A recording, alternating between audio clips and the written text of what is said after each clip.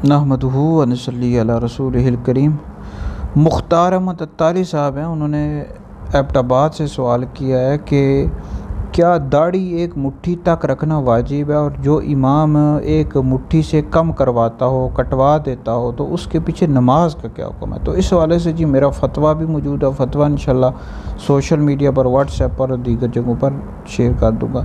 दाढ़ी एक मुश्त तक रखना वाजिब है, और एक मुश्त से कम करवा देना, कटवा देना, ये नाजायज़ और गुनाह है। और जो इमाम एक मुट्ठी से कम करवाता हो, उसके पीछे नमाज पढ़नी मकरूह तहरीमी वाजिब बुनियाद है। तो सबसे पहले मैं हदीस बयान कर देता हूँ। बुखारी शरीफ की हदीस है। नबी पाक अलैहिस्सलाम ने फरमाया कि मुशरिकीन की मुखालफत करो, दाढ़ी बढ़ाओ और मूछें पस्त करो। और बुखारी शरीफ ही में मौजूद है, हज़रत सैयदना अब्दुल्लाह इब्न उमर रज़ियल्लाहु ताला अन्हुमा जब हज या उम्रा करते तो अपनी दाढ़ी मुट्ठी में लेते, और जो मुट्ठी से ज़ायद होती, यानी जो दाढ़ी मुट्ठी से ज़ायद होती, उसे काट देते थे। तो आला हज़रत इमाम अहले सुन्नत ने फतावा रज़विया जिल्द नंबर 23 में लिखा है कि दाढ़ी कतरवा कर एक मुश्त से कम रखना हराम है।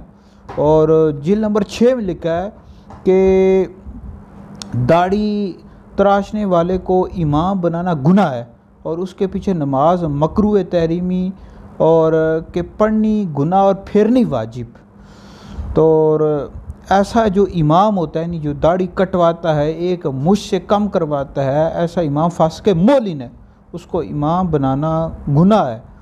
और आला हज़रत ने फतावा रज़विया जिल्द नंबर 6 में गुनिया के हवाले से लिखा है कि अगर लोगों ने फासिक को मुकद्दम किया तो लोग गुनाहगार होंगे। तो लिहाजा यह है कि दाढ़ी एक मुट्ठी तक रखना वाजिब है, एक मुट्ठी से कम करवा देना ये नाजायज़ और गुनाह है, और ऐसे शख्स को इमाम बनाना ये भी गुनाह है।